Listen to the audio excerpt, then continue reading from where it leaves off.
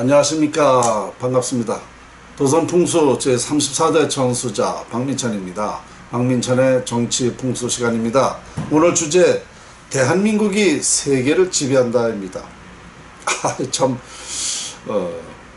현재 이렇게 어렵고 정말 어떤 불행이 닥칠 그런 시기인데요. 우리 대한민국이 세계를 지배한다니 참 엉뚱한 소리, 뜬구름 잡는 소리라고 여러분은 생각하시게 될 텐데요. 이건 그렇지 않습니다. 우리 대한민국은 세계를 지배할 그런 위력이 있습니다. 자, 자연의 이치를 밝힐 때가 되었다는 것입니다.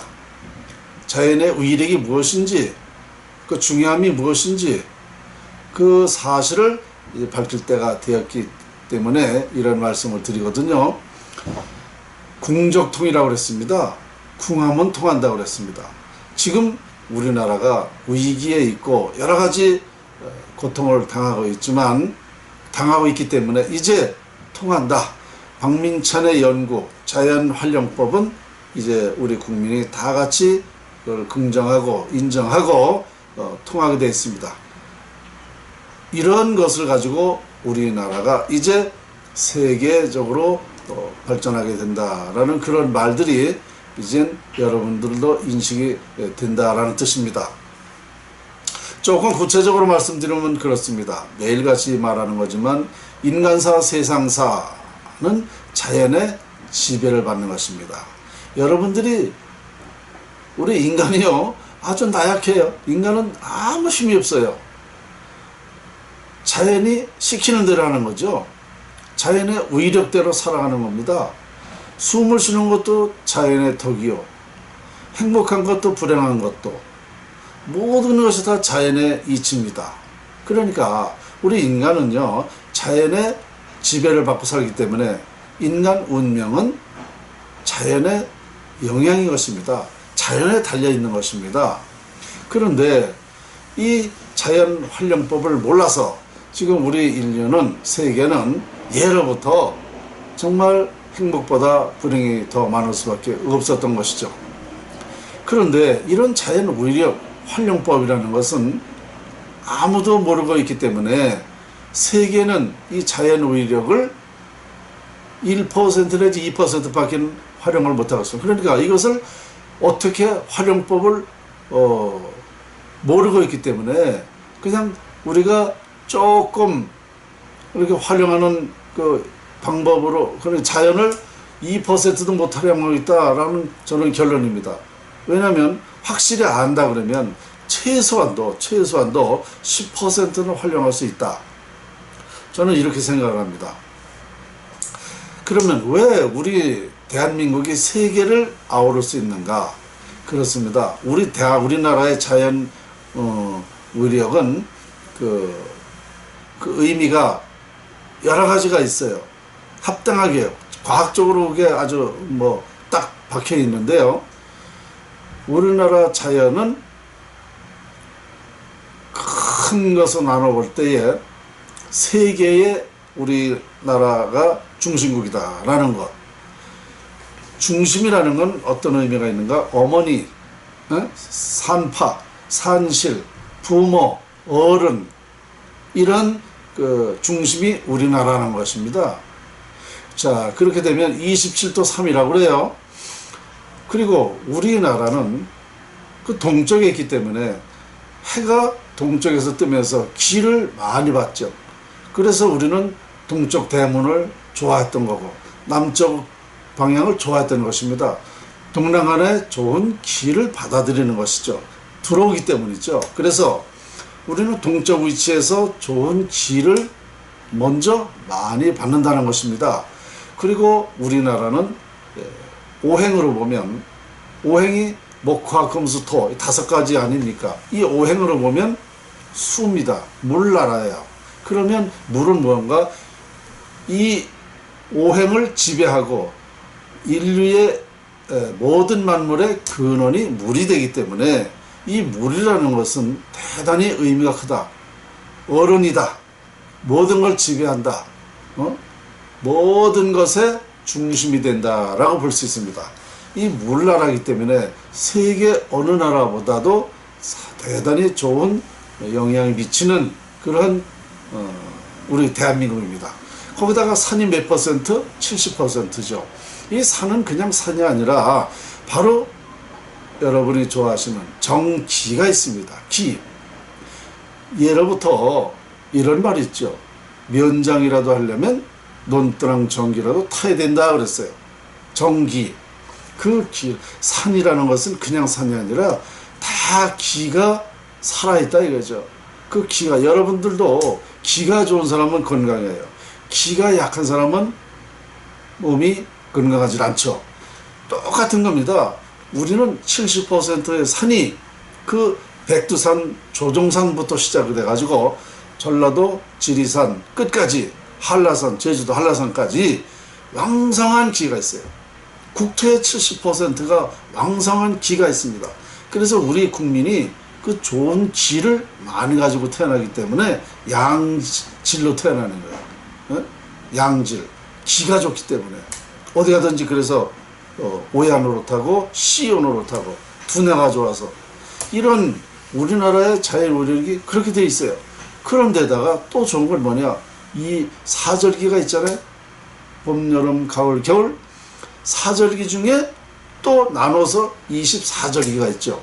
입춘부터 대안까지 24절기. 이 절기마다 사람의 운명, 그리고 우리나라 자연에는 이 오행이라는 게 있어요. 오행이 다 들어있습니다. 목화 금수토. 이 사람의 팔자도, 이 사람의 운명도 이 오행이 다 있는 사람은 살아가기가, 태어나서 평생 평안하게 살아가게 돼요. 오행이 치우쳐 있는 사람들은 여러 가지 모순이 있어. 살아가는데 부딪힘이 많고 참 불행이 많고 그래요.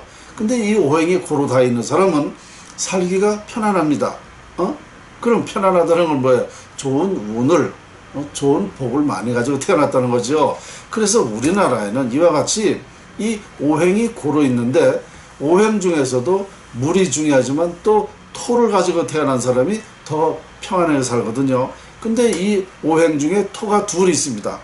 3, 4월에 있고 9, 10월에 있고, 이 토가 두 개가 있어요. 좋다는 게 또 하나 또 있다는 얘기죠. 그래서 우리나라 국민은 이 오행을, 운명을 편안하게 태어나는 그런 그 위력이 있단 말입니다. 우리나라 자연이. 그 여러 가지를 살펴보았을 때에 그 자연 위력이라는 것은 대단한 것입니다. 여기서 중요한 것은 뭐냐? 지금 세상은 뭡니까? 재색 명리 아니에요? 재물의 시대. 돈이 있어야 되는 거 아닙니까? 우리가 부자 될 수 있는, 인물이 될 수 있는 그런 자연 위력이 있단 말입니다. 우리나라에는.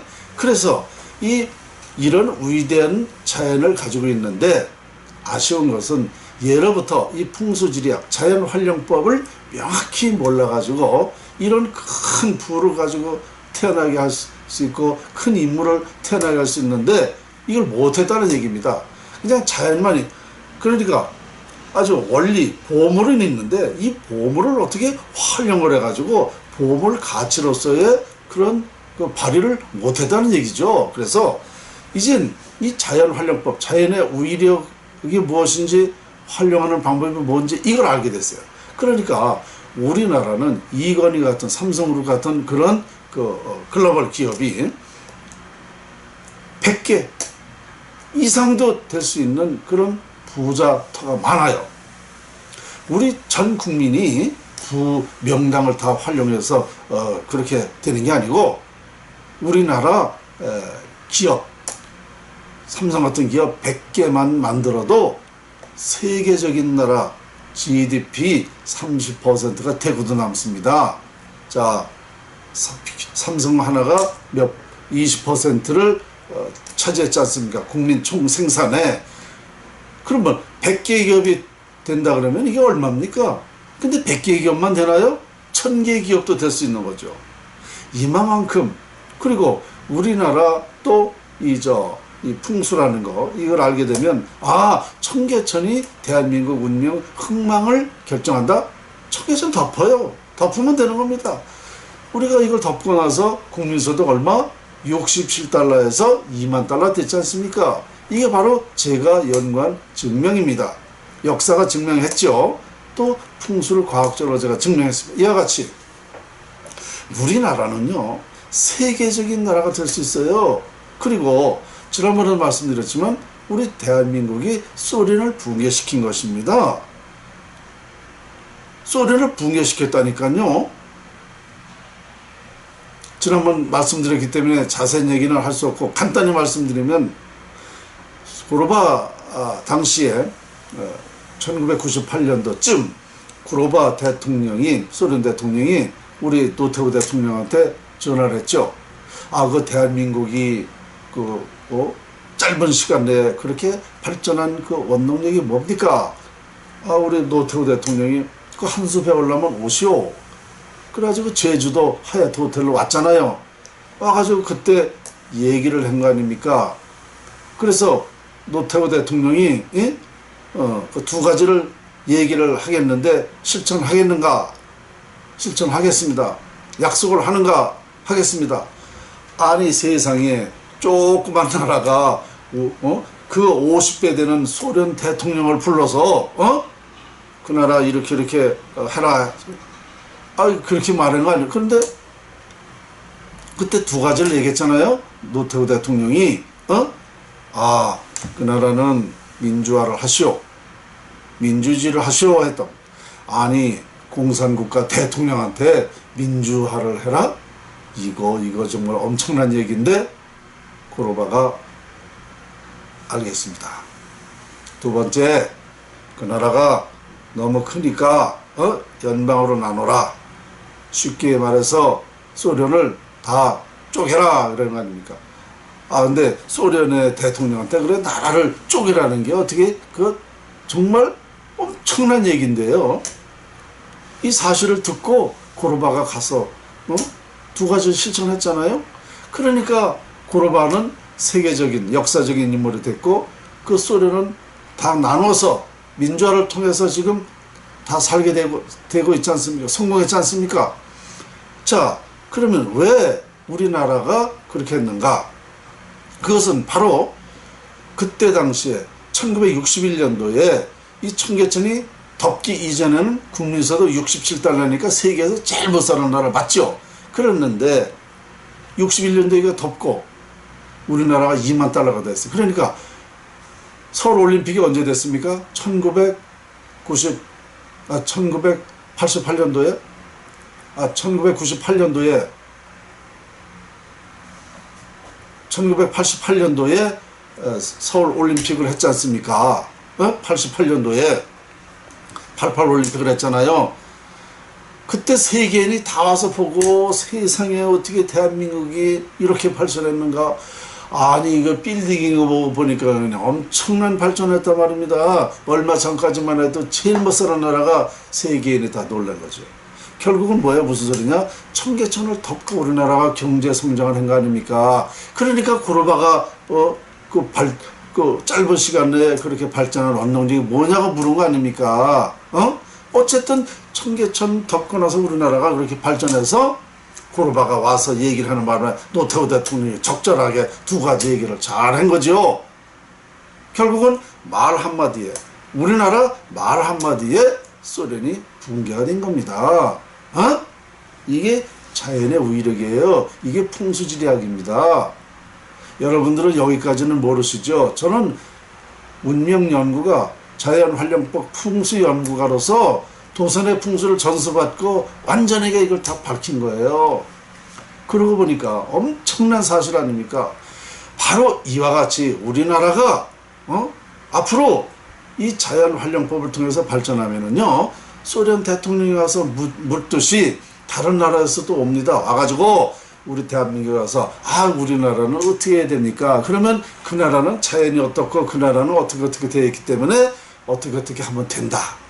이렇게 얘기하면 가서 구로바 족보 모양 가서 그렇게 실천을 합니다. 그러면 되는 거예요.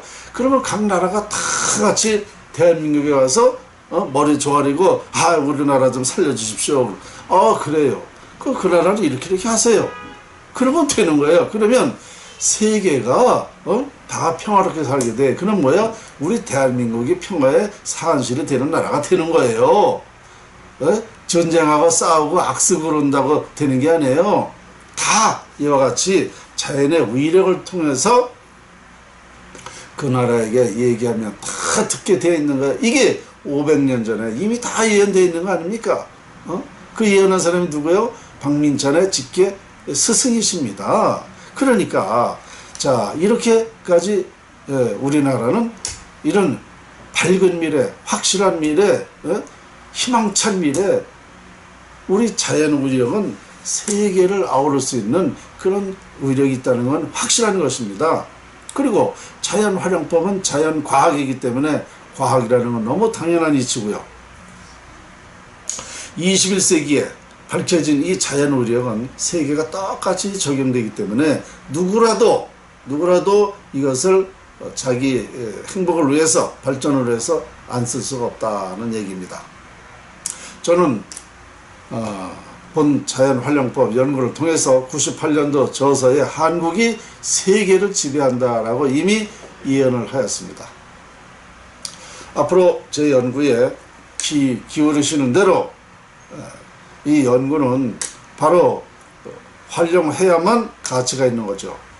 지금 제가 말하는 거는 설입니다. 설. 그럴 수도 있고 아닐 수도 있고. 그러면 이렇게 말하는 것을 전문가들이, 과학자들이 와서 확인하셔야 돼요. 확인하셔요. 확인하면 이걸 알 수가 있습니다. 그냥 에이 설마 저게 저러려고 정주영 회장님 뭐라고 그랬어요? 해봤어?